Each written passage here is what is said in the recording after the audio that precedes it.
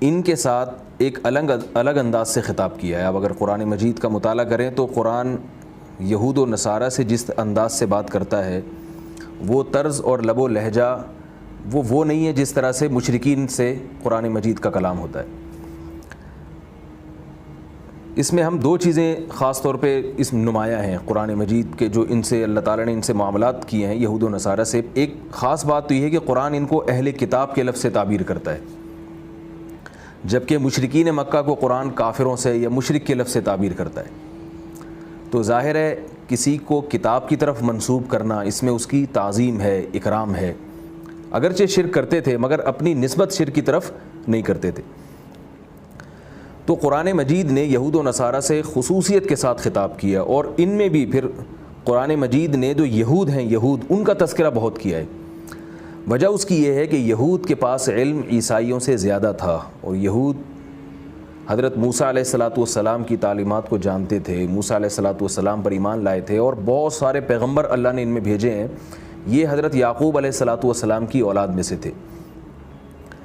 تو چونکہ یہاں سے یہود کو الگ سے خطاب ہو رہا ہے، اس خطاب میں کیا کیا باتیں ہیں وہ میں انشاءاللہ اس کا خلاصہ بھی آپ کے سامنے پیش کروں گا. پہلے میں تھوڑا سا یہودیوں کی تاریخ بیان کر دوں مختصراً، تاکہ قرآن مجید میں جہاں بھی یہود کا تذکرہ آتا ہے یا بنی اسرائیل کا تذکرہ آتا ہے تو ہمارے سامنے ایک تھوڑی سی اس کا ایک بیک گراؤنڈ ہونا چاہیے کہ یہ یہود کون لوگ ہیں، یہ یعنی قرآن مجید ان سے اتنی خصوصیت کے ساتھ خطاب کیوں کرتا ہے. حضرت ابراہیم علیہ الصلاۃ والسلام جو اللہ کے خلیل ہیں، آپ کے دو بیٹے تھے، ایک کا نام حضرت اسحاق اور دوسرے کا نام حضرت اسماعیل.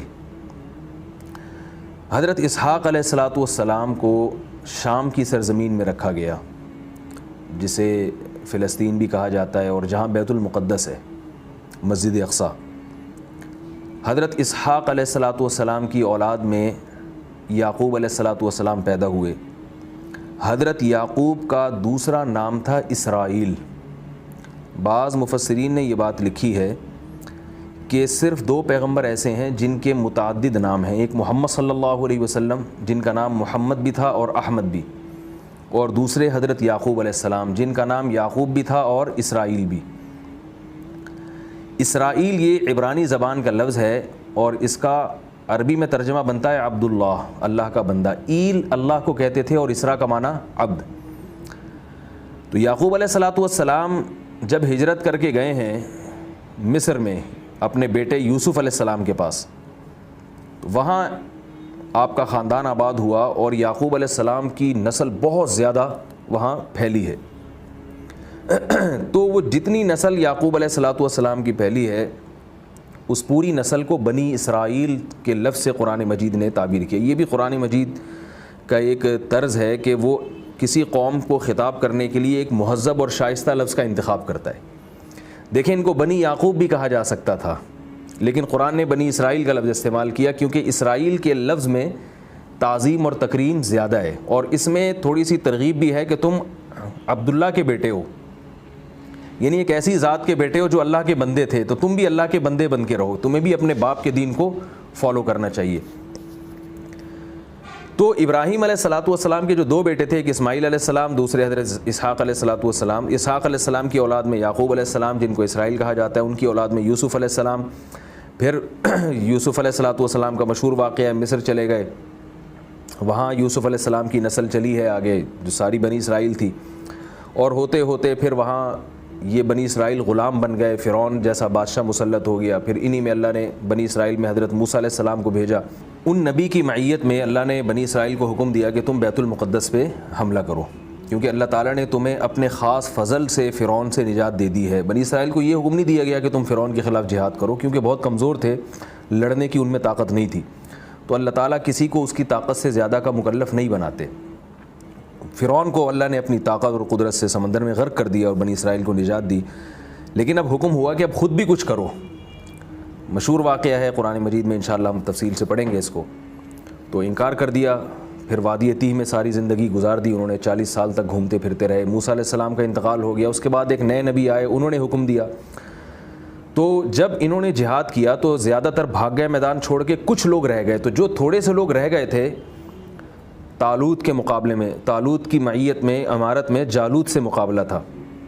جو تھوڑے سے لوگ رہ گئے تھے ان تھوڑے سے لوگوں میں حضرت داؤد بھی تھے جنہوں نے بہت بہادری سے مقابلہ کیا اور کافروں کے جو سردار تھا، پہلوان تھا جالوت، اس کو قتل کیا. تو قرآن مجید میں اللہ نے فرمایا کہ ہم نے داؤد کو نبوت بھی عطا کر دی اور خلافت بھی، حکومت بھی دے دی اور علم بھی دے دیا.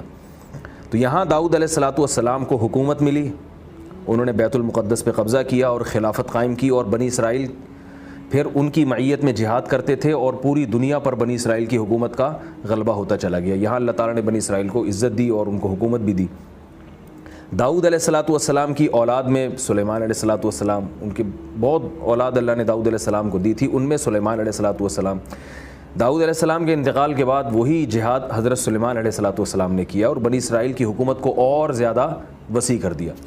تو یہ سارے وہ پیغمبر ہیں جو بنی اسرائیل میں گزرے ہیں، جو مشہور پیغمبر جن کے نام میں نے آپ کو بتایا. انہی پیغمبروں میں حضرت زکریا علیہ السلام ہیں اور الیاس علیہ السلام ہیں. تو یہ بنی اسرائیل کے مشہور پیغمبر ہیں. حضرت عیسیٰ علیہ السلام تک یہ لوگ حق پر تھے، لیکن شرارتیں بھی کرتے رہتے تھے، بد اعمالیاں ان میں بہت تھیں، مگر عقیدے کی خرابی نہیں تھی. لیکن انہوں نے چونکہ حضرت عیسیٰ علیہ السلام کی نبوت کا انکار کیا تو اب یہاں آ کے ان میں عقیدے کی خرابی پیدا ہوئی کہ ایک وقت کے پیغمبر جن کے نبی ہونے پر اللہ نے اتنے سارے معجزات قائم کر دیے تو ان نبی کا انکار کیوں کیا انہوں نے. پھر محمد صلی اللہ علیہ وسلم کا بھی انکار کیا. تو البتہ چونکہ ان کے پاس آسمانی کتابوں کا علم بہت تھا، یہ باقاعدہ تورات کے حافظ ہوا کرتے تھے، زبور کے حافظ ہوا کرتے تھے، تو پوری دنیا ان کی طرف دیکھتی تھی کہ اگر محمد صلی اللہ علیہ وسلم سچے نبی ہیں تو یہودی ان پر ایمان کیوں نہیں لاتے. مشرکین مکہ بھی ان کی طرف دیکھا کرتے تھے کہ بھئی یہ ہم سے زیادہ پڑھے لکھے لوگ ہیں اور یہ تورات کا مطالعہ کرتے ہیں، یہ آسمانی کتابوں کو پڑھتے ہیں، ان میں تہذیب زیادہ ہے، تو یہ اگر محمد صلی اللہ علیہ وسلم پر ایمان لائیں گے تو ہم بھی ایمان لے آئیں گے. بہت سے ایمان لائے بھی لیکن اکثر نے انکار کیا. تو قرآن مجید اب یہاں سے خاص خطاب بنی اسرائیل سے شروع کرتا ہے اور آیت نمبر 30 سے لے کر 140 تک صرف اہل یہود ہی سے خطاب ہے کہ ان نعمتوں کے شکر کا تقاضا یہ ہے کہ تم ہمارے اس پیغمبر پر ایمان لاؤ، اور اس پیغمبر پر ایمان لانے سے کیا فائدہ ہوگا کہ تمہارا ایمان بھی مقبول ہوگا اور تمہیں دیکھ کر جو لوگ ایمان لائیں گے تو اس کا ثواب بھی اللہ تعالیٰ تمہیں عطا فرمائیں گے. اور اگر تم ان پر ایمان نہیں لائے تو جیسے تم گمراہ قرار پاؤ گے تو تم آگے لوگوں کی گمراہی کا ذریعہ اور سبب بھی بنو گے، اور جو بھی گمراہی کا ذریعہ اور سبب بنتا ہے وہ خود اس گمراہی میں برابر اور اس گناہ میں برابر کا شریک ہوتا ہے. تو یہاں سے یہ خطاب شروع ہو رہا ہے. فرمایا یا بنی اسرائیل اذکروا نعمتی التی انعمت علیکم، اے بنی اسرائیل اذکروا نعمتی التی، میری اس نعمت کو یاد کرو، انعمت علیکم، جو نعمت میں نے تم پر کی، وَأَوْفُوا بِعَهْدِي، اور میرے عہد کو پورا کرو، میرے معاہدے کو پورا کرو. اوفی بعہدکم، میں بھی تمہارے معاہدے کو پورا کروں گا. وہ معاہدہ کیا ہے اس کا تذکرہ میں کرتا ہوں. وَإِيَّايَ فَارْهَبُونَ، اور صرف مجھی سے ڈرو. ہوا یہ تھا کہ اللہ تعالیٰ نے بنی اسرائیل سے تورات میں معاہدہ کیا تھا اور اس معاہدے کا اللہ نے قرآن مجید میں بھی ذکر کیا ہے. وَإِذْ أَخَذَ اللَّهُ مِيثَاقَ بَنِي إِسْرَائِيلَ، فرمایا اس وقت کو یاد کرو جب اللہ نے بنی اسرائیل سے معاہدہ لیا. وہ کیا معاہدہ کیا کہ میں جب تمہاری طرف پیغمبر بھیجوں گا تو تم نے ان پیغمبروں پر ایمان لانا ہے. لئن اقمتم الصلاۃ وآتیتم الزکاۃ وآمنتم برسلی وعزرتموہم، کہ اگر تم نے نماز قائم کی اور زکوٰۃ قائم کی، زکوٰۃ ادا کی، تو میں تم پر زمین اور آسمان کی نعمتوں کو برسا دوں گا. یہاں اللہ تعالیٰ نے جو بنی اسرائیل سے معاہدہ کیا اس میں دو چیزوں کا ذکر کیا. ایک پیغمبروں پر ایمان، اس کا تو عقیدے سے تعلق ہے. دوسری چیز ہے عملی زندگی میں بہتری. اس عملی زندگی میں نماز اور زکوٰۃ کا ذکر کیا ہے، اس لیے کہ یہ نماز اور زکوٰۃ مذہب کا ایک ایسا یعنی دین کا ایک شعبہ ہے کہ اس کے بغیر مذہب مکمل نہیں ہوتا. یہودیوں میں یہ خرابی آئی تھی کہ وہ نماز تو پڑھ لیتے تھے مگر زکوٰۃ نہیں دیتے تھے. اس کی وجہ یہ ہے کہ زکوٰۃ جو ہے یہ سود کی بالکل اپوزٹ ہے، یعنی زکوٰۃ جو ہے نا یہ سود کا بالکل الٹ ہے. زکوٰۃ میں کیا ہوتا ہے کہ آپ بغیر کسی انویسٹمنٹ کے آپ فری میں کسی کو پیسے دے رہے ہیں اور اس سے آپ کو کسی قسم کی کوئی توقع نہیں ہے، بلکہ توقع ہو بھی نہیں سکتی، اس لیے کہ زکوٰۃ غریبوں کو دی جاتی ہے. یہودیوں نے کیا کیا، اس کے الٹ کرنا شروع کر دیا کہ نہ صرف یہ کہ زکوٰۃ نہیں دیتے تھے بلکہ دنیا میں سودی نظام کو رائج کیا. کہ ہم آپ کو پیسہ دیں گے اس نیت سے کہ آپ وہ پیسہ ہمیں بڑھا کر لوٹائیں گے، اور وہ شرکت اور مزاربت کی بنیاد پر نہیں، جائز تجارت کی بنیاد پر نہیں، بلکہ سود کی بنیاد پر۔ اور سود کے بارے میں اللہ نے قرآن میں فرمایا کہ ہم نے یہودیوں سے معاہدہ لیا تھا کہ تم سود کا معاملہ نہیں کرو گے، یعنی وَأَخْذِهِمُ الرِّبَا وَقَدْ نُهُوا عَنْهُ، فرمایا ان پر لعنت اس لیے بھی ہوئی کہ یہ سود لیا کرتے تھے حالانکہ ان کو اس سے روکا گیا تھا۔ تو معلوم یہ بھی ہوا کہ سود جیسے ہماری شریعت میں حرام ہے، اللہ نے پچھلی شریعتوں میں بھی سود کو حرام قرار دیا تھا۔ اس کی تائید ایک اور قرآن مجید کی آیت سے ہوتی ہے، فرمایا يَمْحَقُ اللَّهُ الرِّبَا وَيُرْبِي الصَّدَقَاتِ، کہ اللہ سود کو گھٹاتے ہیں اور صدقات کو بڑھاتے ہیں۔ یہاں بھی اللہ نے صدقہ اور خیرات کو سود کے مقابلے میں ذکر کیا ہے۔ تو اللہ تعالیٰ نے قرآن مجید میں فرمایا کہ میں نے تم سے جو معاہدہ کیا تھا کہ تم پیغمبروں پر ایمان لاؤ اور سودی معاملے کو ترک کر کے زکوٰۃ کے نظام کو قائم کرو، تو تم اس معاہدے کو پورا کرو گے تو میں معاہدہ پورا کروں گا، تمہیں دنیا کی بادشاہت دوں گا۔ کیونکہ یہودی ہر وقت اس انتظار میں، ابھی بھی اس انتظار میں ہے کہ ہمیں دنیا کی بادشاہت ملنے والی۔ ہزاروں سال سے جب سے ان سے بادشاہت چھینی ہے سلیمان علیہ السلام کے بعد، اس وقت سے یہودی اسی چکر میں لگے ہوئے ہیں کہ ہمیں وہ بادشاہت دوبارہ مل جائے۔ اور آج جو فلسطین کا مسئلہ چل رہا ہے کہ یہودیوں کے جو نقشے بنے ہوئے ہیں کہ مدینہ میں بھی یہاں ہماری حکومت ہوگی اور یہاں ہماری حکومت ہوگی، تو اللہ فرما رہے ہیں کہ یہ نہیں ہو سکتا، تم اپنا معاہدہ پورا کرو گے تو میں تم سے اپنا معاہدہ پورا کروں گا، اور تم معاہدہ پورا نہیں کر رہے، تم پیغمبر پر ایمان نہیں لا رہے، تم دنیا میں سودی نظام کو رائج کر رہے ہو، تم زکوٰۃ کا نظام کو رائج نہیں کر رہے، تو تمہیں کچھ وقتی دولت تو حاصل ہو جائے گی، لیکن جو امیدیں تم لگا کے بیٹھے ہوئے وہ امیدیں تمہاری کبھی بھی پوری نہیں ہوں گی۔ آگے فرمایا وَإِيَّايَ فَارْهَبُونِ، اور صرف مجھے سے ڈرو۔ یہ اس لیے فرمایا کہ یہود و نصارہ کے جو علماء تھے، احادیث سے یہ بات ثابت ہے، تاریخ سے یہ بات ثابت ہے، وہ لوگوں سے مال لینے کے لیے تورات کی غلط تشریحات کیا کرتے تھے۔ تورات میں رسول اللہ صلی اللہ علیہ وسلم کی جو علامات ہیں وہ اب تک موجود ہیں، اور قرآن کے الفاظ ہیں یعرفونہ کما یعرفون ابناءہم، یہ محمد صلی اللہ علیہ وسلم کو ایسے پہچانتے ہیں جیسے اپنے بیٹے کو کوئی پہچانتا ہے۔ باپ جیسے اپنے بیٹے کو دیکھ کر کبھی اس کو اشتباہ نہیں ہوتا کہ یہ میرا ہے یا کسی اور کا ہے، باپ کو اپنے بیٹے کے بارے میں پتہ ہوتا ہے یہ میرا بیٹا ہے۔ تو اللہ فرماتے ہیں جیسے باپ اپنے بیٹے کے بارے میں کبھی اشتباہ کا اس کو خطرہ نہیں ہوتا، تو ایسے ہی یہودیوں کے جو علماء ہیں ان کو محمد صلی اللہ علیہ وسلم کے سچے نبی ہونے کا بالکل اسی طرح یقین ہے۔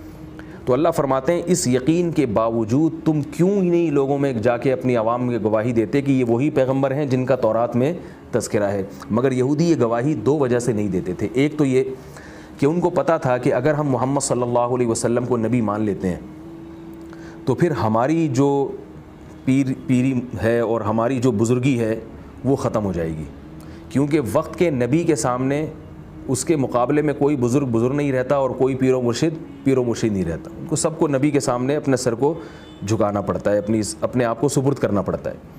دوسرا ان کو ڈر یہ تھا کہ یہ جو ابھی ہمارے جو ہدیے اور نذرانے ہمیں لوگوں سے وصول ہو رہے ہیں تو اس سے کیا ہوگا کہ لوگ خلاف ہو جائیں گے، اور جو ہدایہ اور نذرانے آ رہے ہیں جیسے قرآن مجید میں ایک دوسرے مقام پر آتا ہے لَيَأْكُلُونَ أَمْوَالَ النَّاسِ بِالْبَاطِلِ إِنَّ كَثِيرًا مِّنَ الْأَحْبَارِ وَالرُّهْبَانِ لَيَأْكُلُونَ أَمْوَالَ النَّاسِ بِالْبَاطِلِ، کہ ایمان والو بہت سارے یہود و نصارہ کے روحانی پیشوا ایسے ہیں جو لوگوں کا مال ناحق طریقے سے کھاتے ہیں، ان کو غلط تعلیمات دیتے ہیں تاکہ ان کے ہدیے اور نذرانے وصول ہوتے رہیں۔ تو ان کو یہ ڈر تھا کہ ہم اگر یہ حق بات کریں گے تو یہ ہمارے ہدایہ اور نذرانے ختم ہو جائیں گے۔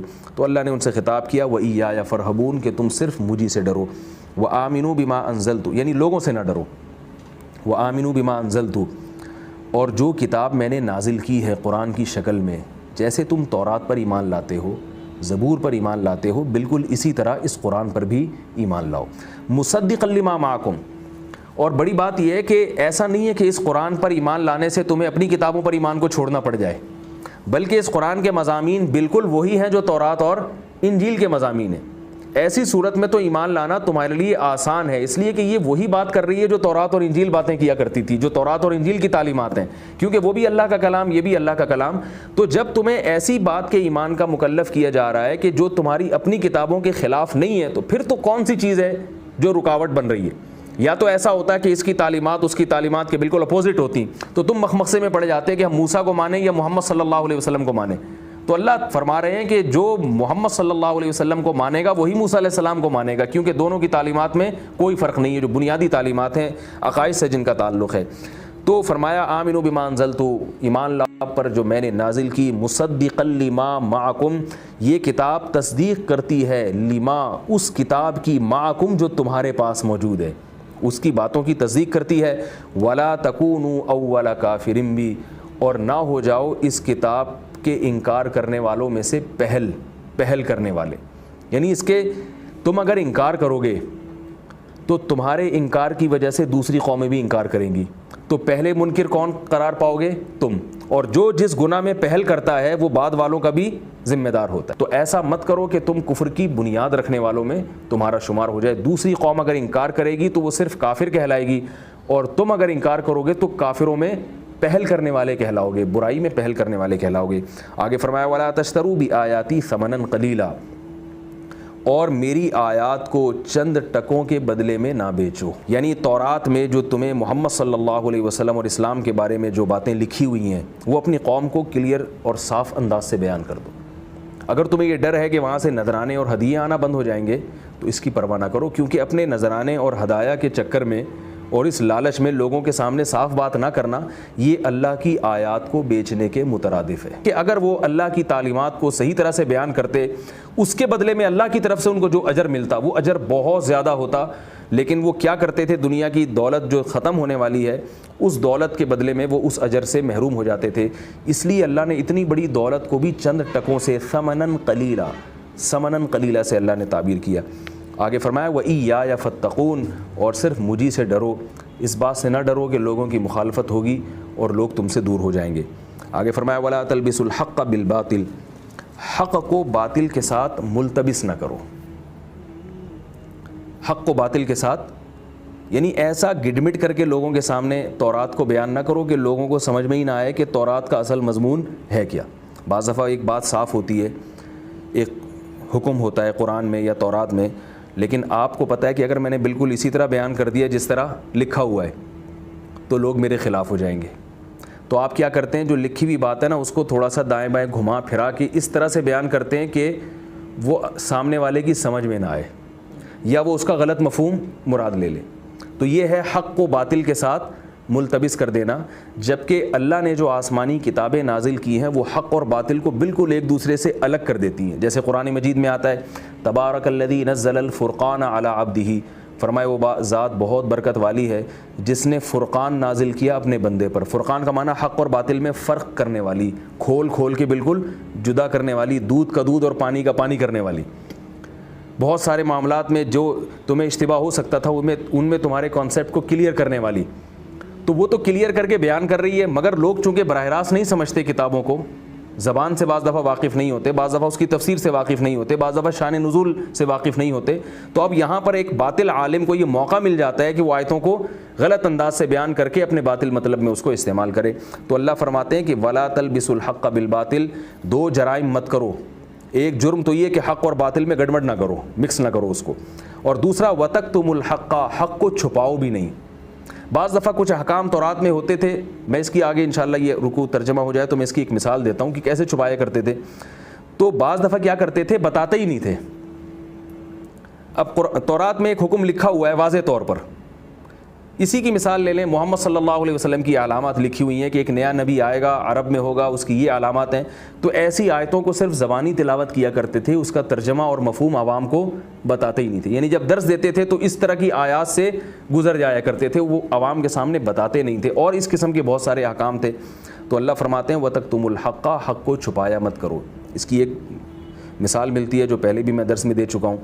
تورات میں یہ بات لکھی ہوئی تھی کہ شادی شدہ مرد یا شادی شدہ عورت اگر زنا کرے تو اسے پتھروں سے مار کے ہلاک کیا جائے گا.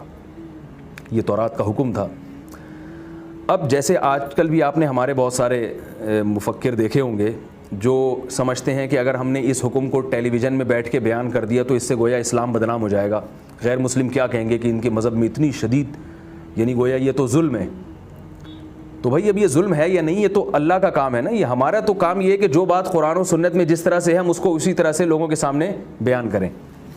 تو آج بھی آپ نے اس طرح کے بہت سارے لوگ دیکھے ہوں گے جو گویا اپنے خیال کے مطابق اسلام کو بدنامی سے بچانے کے لیے, یہ اپنے آپ کو بدنامی سے بچانے کے لیے اسلام کی ایسے تشریح کرتے ہیں جس سے لوگ تو خوش ہو جاتے ہیں, مگر وہ اسلام کا حکم نہیں ہوتا. تو یہودیوں کے دور میں ایک ایسا کیس ہوا نبی صلی اللہ علیہ وسلم کی موجودگی میں کہ یہودیوں میں کسی شادی شدہ مرد نے کسی میرڈ لڑکی سے زنا کر لیا اور گواہوں سے ثابت ہو گیا. جب یہ یہودی پادریوں کے پاس یہ کیس گیا، یہودیوں کے جو مذہبی رہنما ہیں ان کے پاس جب یہ کیس گیا تو وہ جانتے تھے کہ تورات میں لکھا ہوا ہے کہ ان کو پکڑ کے رجم کر دو، پتھروں سے مار کے ہلاک کر دو۔ اب ان کا ڈر ہوا کہ اگر ہم یہ تورات کا حکم پڑھ کے سنائیں گے تو مسئلہ یہ ہوگا کہ لوگ ہم سے بدگمان ہوں گے، دور ہو جائیں گے۔ تو انہوں نے لوگوں سے یہ کہا کہ بھئی اس کیس کو محمد صلی اللہ علیہ وسلم کے پاس لے جاؤ، وہ جو فیصلہ کریں اس فیصلے کو قبول کر لو۔ تو یہ لوگ چلے گئے نبی صلی اللہ علیہ وسلم کے پاس۔ آپ صلی اللہ علیہ وسلم نے فرمایا کہ تم یہودی ہو، ابھی تک تم نے اسلام قبول نہیں کیا ہے، تو تورات کا جو فیصلہ ہوگا وہی تم پہ نافذ کروں گا میں۔ شریعت میں جائز ہے کہ اگر کوئی غیر مسلم ہے اور وہ اسلام جب تک قبول نہیں کرتا تو اس کی اجازت ہے شریعت میں کہ آپ اس کو اسی کے مذہب کے مطابق اس پر فیصلہ کریں۔ تو نبی صلی اللہ علیہ وسلم نے اسی اصول کے تحت حکم دیا کہ تورات لائی جائے، اور تورات میں جو حکم ہے شادی شدہ مرد کے زنا کے بارے میں اسی حکم کو ان پہ نافذ کیا جائے۔ تورات لائی گئی۔ یہودی عالم نے جب تورات کی تلاوت شروع کی تو یہ ہوشیاری کی کہ تورات میں جہاں رجم کی آیات تھیں وہاں انہوں نے ہاتھ رکھ لیا اور وہ آیات چھوڑ کے بقیہ آیات تلاوت کرنا، ان آیات کی تلاوت انہوں نے شروع کر دی۔ حضرت عبداللہ ابن عبد السلام رضی اللہ تعالیٰ عنہ بھی یہودی تھے، اسلام قبول کر چکے تھے، وہ تورات کے حافظ تھے۔ وہ سمجھ گئے کہ یہ جو ہے نا انہوں نے درمیان سے 2-4 آیتیں یہ پی گئے ہیں، یہ جو ہے بغیر تلاوت کیے آگے بڑھ گئے۔ تو انہوں نے فوراً کیا کیا کہ اس یہودی عالم کا ہاتھ تورات سے ہٹایا۔ تو حدیث کے الفاظ ہیں فَإِذَا آیَةُ الرَّجْمِ تَلُوحُ، جو رجم والی آیات ہیں وہ چمک رہی تھیں، بالکل واضح نظر آ رہی تھی کہ اللہ تعالیٰ نے رجم کا حکم دیا ہے۔ تو آپ صلی اللہ علیہ وسلم نے پھر اس کے مطابق فیصلہ کیا اور فرمایا کہ ان کو رجم کیا جائے۔ تو یہ ہے کتمان حق، کہ جو بات ہے اسے کھول کے بیان نہ کرنا۔ تو اللہ فرماتے ہیں نہ تو حق اور باطل کو آپس میں مکس کرو، گڑبڑ کرو، اور نہ حق کو چھپاؤ، وَأَنْتُمْ تَعْلَمُونَ، جبکہ تمہیں علم بھی ہے، تم جانتے ہو کہ ہم غلط کر رہے ہیں۔ وَأَقِيمُوا الصَّلَاةَ وَآتُوا الزَّكَاةَ، اور نماز قائم کرو اور زکوٰۃ ادا کرو، وَارْكَعُوا مَعَ الرَّاكِعِينَ، اور رکوع کرنے والوں کے ساتھ رکوع کیا کرو۔ رکوع کرنے والوں کے ساتھ رکوع کیا کرو، یہ نماز کا انہیں حکم دیا جا رہا ہے کہ نماز پڑھا کرو۔ سوال یہ پیدا ہوتا ہے کہ نماز کا حکم صرف رکوع کا تذکرہ کیوں کیا جا رہا ہے؟ خالی رکوع تو کوئی عبادت نہیں ہے کہ آپ صرف جا کے رکوع کر لیں کسی کے ساتھ مل کے، تو یہ تو کوئی عبادت نہیں ہے۔ تو علماء نے اس میں حکمت یہ بیان کی ہے کہ یہودیوں کی جو نماز تھی اس میں رکوع نہیں تھا، قیام تھا اور سجدہ تھا، تو جبکہ مسلمانوں کو جو نماز دی گئی اس میں رکوع بھی تھا۔ یہ اس امت کی ایک امتیازی حیثیت ہے۔ تو اللہ تعالیٰ نے فرمایا کہ اب وہ نماز جو تمہاری نماز تھی وہ منسوخ ہو گئی ہے، اب جیسے دوسرے لوگ رکوع والی نماز ادا کر رہے ہیں تم بھی ان کے ساتھ جا کے جماعت میں شریک ہو کے ان کے ساتھ رکوع کیا کرو۔ مراد صرف رکوع نہیں ہے بلکہ پوری نماز ہے، اور مطلب جماعت کے ساتھ نماز پڑھا کرو، اسلام قبول کرو، اور جیسے جماعت کا ایک نظام قائم ہو گیا ہے اسی نظام کا حصہ بن کر انہی مسلمانوں کی صفوں میں شامل ہو کر تم نماز پڑھا کرو۔ أَتَأْمُرُونَ النَّاسَ بِالْبِرِّ وَتَنْسَوْنَ أَنفُسَكُمْ، آگے فرمائے یہ کیسی عجیب بات ہے کہ تم لوگوں کو نیکی کا حکم کرتے ہو، وَتَنْسَوْنَ أَنفُسَكُمْ، اور خود اپنے آپ کو بھول جاتے ہو، وَأَنْتُمْ تَتْلُونَ الْكِتَابَ، جبکہ تم تورات کی تلاوت بھی کرتے ہو۔ تورات میں یہ بات لکھی ہوئی ہے کہ جو لوگوں کو نیکی کا حکم کرے اور خود اس پر عمل نہ کرے تو وہ بہت برا شخص ہے اور اس کی یہ حرکت بہت بری ہے۔ ہوتا یہ تھا کہ یہود و نصارہ میں اس کی بھی ایک عادت تھی، ان کے علماء بہت ساری چیزیں لوگوں کو بتایا کرتے تھے صرف تورات کا حکم سمجھ کے، مگر خود اس پر عمل نہیں کرتے تھے۔ اور اس آیت کا ایک شان نزول بھی ہے، کچھ یہودی گھرانے ایسے تھے جنہوں نے اسلام قبول کیا۔ اب جب انہوں نے اسلام قبول کیا تو مذہبی رہنماؤں نے ان کو کہا کہ بھئی تم نے اسلام قبول کیا، محمد صلی اللہ علیہ وسلم پر تم ایمان لائے، ہم جانتے ہیں کہ تم بالکل درست کر رہے ہو اور تم اس پر قائم رہو، لیکن ہماری کچھ مجبوریاں ہیں جس کی وجہ سے ہم اسلام قبول نہیں کر سکتے۔ آج بھی ایسا ہوتا ہے، بہت سارے بعض غیر مسلم تو میرے علم میں ہیں کہ جنہوں نے اسلام قبول کیا ہے اور ان کے گھر والے مطمئن ہیں کہ آپ نے قبول کیا، ہم جانتے ہیں کہ اسلام اچھا مذہب ہے مگر ہم کسی مجبوری سے قبول نہیں کر سکتے۔ میرا بھی اس طرح کے لوگوں سے واسطہ پڑا ہے۔ پچھلے سال ایک سکھ خاتون کا فون آیا میرے پاس کہ میری سسٹر نے اسلام قبول کر لیا اور میں بہت خوش ہوں اس سے کہ میری سسٹر نے اسلام قبول کر لیا اور واقعی اچھا مذہب ہے۔ تو میں نے ان سے کہا کہ جب آپ کو اتنا اچھا لگ رہا ہے تو آپ بھی قبول کر لیں۔ تو وہ کہنے لگی نہیں، میں قبول نہیں کر سکتی، بس میں اپریشیٹ کرتی ہوں کہ میری سسٹر نے اسلام قبول کیا۔ تو یہود میں بھی یہ تھا کہ بعض ان میں ایسے معتدل تھے جو دوسروں کو تو اپریشیٹ کرتے تھے کہ تم نے اسلام قبول کیا، تم اچھا کر رہے ہو، لیکن خود نہیں کرتے تھے اور خود کہتے تھے ہماری مجبوریاں ہیں، خاندانی رسم و روایات ہیں. تو اللہ نے ایسے موقع پر ان سے خطاب کیا، فرمایا تأمرون الناس بالبر، یہ کیسی بات ہے کہ تم دوسروں کو تو محمد صلی اللہ علیہ وسلم پر ایمان لانے کا حکم دے رہے ہو، وتنسون انفسکم، لیکن اپنی ذات کو بھول رہے ہو. اتأمرون الناس بالبر وتنسون انفسکم وانتم تتلون الکتاب، تم کتاب کی تلاوت بھی کرتے ہو، افلا تعقلون، تو کیا تم عقل سے کام نہیں لیتے؟ یہ کیسی بات ہے، ان کو ترغیب دے رہے ہو اور خود اس پر عمل نہیں کر رہے. فرمایا واستعینوا بالصبر والصلاۃ، اور صبر اور نماز کے ذریعے مدد طلب کرو. وانھا لکبیرۃ الا علی الخاشعین، اور یہ نماز بہت مشکل ہے سوائے ان لوگوں پہ جن کے دل میں خشوع ہے. الذین یظنون انہم ملاقو ربہم، یہ وہ لوگ ہیں جو یہ یقین رکھتے ہیں کہ ان کی اپنے رب سے ملاقات ہونے والی ہے. وانہم الیہ راجعون، اور اپنے رب کی طرف لوٹ کر جانے والے ہیں. اب یہاں اہل یہود کو بتایا جا رہا ہے کہ تم جو ایمان نہیں لا رہے اور اسلام قبول نہیں کر رہے، تو اس کی جو وجہ ہے، جو بیماری ہے، جو مرض ہے جس کی وجہ سے یہ سب کچھ ہو رہا ہے، اس مرض کا علاج ہے صبر اور نماز میں. مفسرین نے لکھا ہے وہ مرض تھا حب مال اور حب جاہ، دولت کی محبت اور عزت کی محبت، کہ اگر ہم ایمان لے آتے ہیں، یہودیوں کے جو بڑے تھے، تو پیسہ بھی جائے گا، کیونکہ نبی صلی اللہ علیہ وسلم تو ایک تو سود کے خلاف ہیں، اوپر سے زکوٰۃ کا نظام کہ اس میں تو صدقات و خیرات کی ترغیب ہے، اور یہ ناحق طریقے سے جو لوگوں سے ہم ہدایہ وصول کر رہے ہیں یہ بھی چلے جائیں گے، تو پیسہ بھی گیا. اور یہودیوں کو پیسوں سے کتنی محبت ہے، یہ اگر اس وقت کسی کو سمجھ میں آئے نہ آئے، آج تو ساری دنیا جانتی ہے کہ وہ پیسے کو انہوں نے باقاعدہ خدا بنایا ہوا ہے. تو پیسہ بھی جائے گا، اور دوسری چیز عزت میں کمی آ جائے گی. ابھی پوری دنیا ہمیں زیادہ تعلیم یافتہ سمجھتی ہے، اور عرب کے جو بدو ہیں جن کے بارے میں امی ہیں، نہ لکھنا جانتے ہیں نہ پڑھنا جانتے ہیں، تو ہم انہی امیوں میں پیدا ہونے والے ایک امی نبی کو اپنا مقتدا اور رہبر بنا لیں، تو اس کا نتیجہ یہ نکلے گا کہ یعنی یہ ذہنی طور پر قبول کرنا ان کے لیے بہت مشکل تھا کہ آج تک ہم جن کو ان پڑھ سمجھتے رہے، آج انہی کو ہم سب سے زیادہ علم والا سمجھنا شروع کر دیں اور انہی سے علم حاصل کرنا شروع کر دیں، تو وہ ذہنی طور پر اس کے لیے تیار نہیں ہوتے تھے، اس میں اپنی بے عزتی محسوس کرتے تھے. تو یہ دو چیزیں ہوئیں کہ ایک عزت کا شوق، بڑا بننے کا شوق، اور دوسری دولت کی لالچ. تو قرآن مجید نے دو چیزیں بتائی ہیں کہ تم ان پر عمل کرو گے تو تمہارے اندر سے یہ دو بیماریاں نکل جائیں گی، اور جب یہ دو بیماریاں نکلیں گی تو تمہارے لیے محمد صلی اللہ علیہ وسلم کی تعلیمات پر عمل کرنا آسان ہو جائے گا.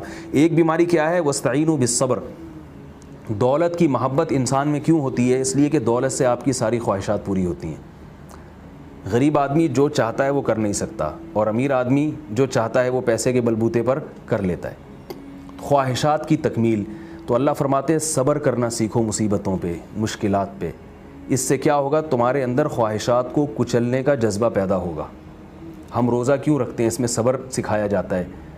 بعض لوگ ہوتے ہیں 24 گھنٹے کھاتے رہتے ہیں، وہ کسی چیز سے ڈاکٹر ان کو پرہیز بتاتا ہے، ان سے پرہیز نہیں ہوتا. روزہ ہم رکھتے ہیں، اس سے کیا؟ صبر کی ہمارے اندر ایک صفت پیدا ہوتی ہے.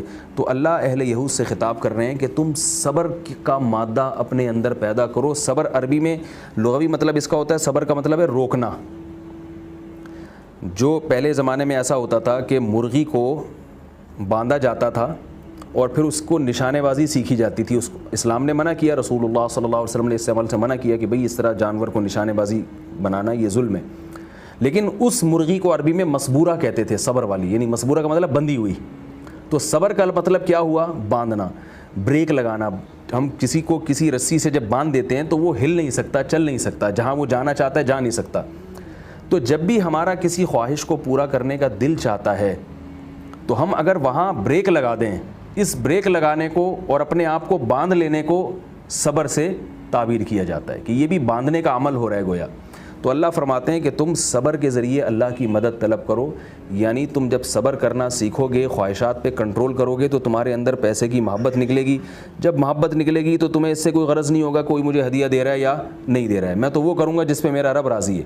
زیادہ سے زیادہ ہدیے آنا بند ہو جائیں گے، پیسے آنا بند ہو جائیں گے، تو یہی ہوگا نا کہ میرا کھانے کی کا معیار گر جائے گا، میں جو چیزیں کھانا چاہتا ہوں وہ کھا نہیں سکوں گا، میرے لباس اور پوشاک کا معیار گر جائے گا، رہائش کا معیار گر جائے گا. تو گر جائے، تھوڑا سا صبر کرنا سیکھو، تھوڑا سا اپنے نفس پہ کنٹرول کرنا سیکھو.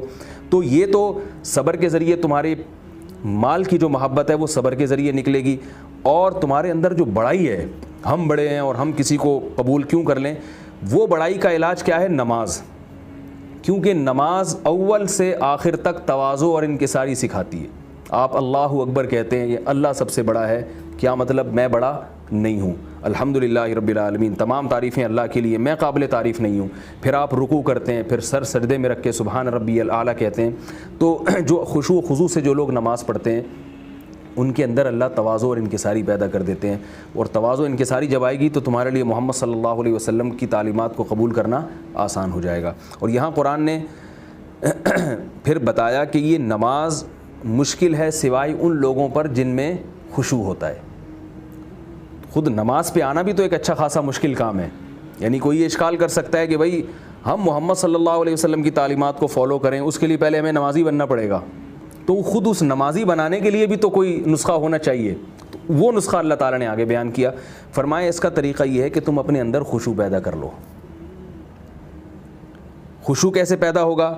الذین یظنون انہم ملاقو ربہم, تم ہر وقت یہ گمان رکھا کرو کہ ہماری اپنے رب سے ملاقات ہونے والی ہے.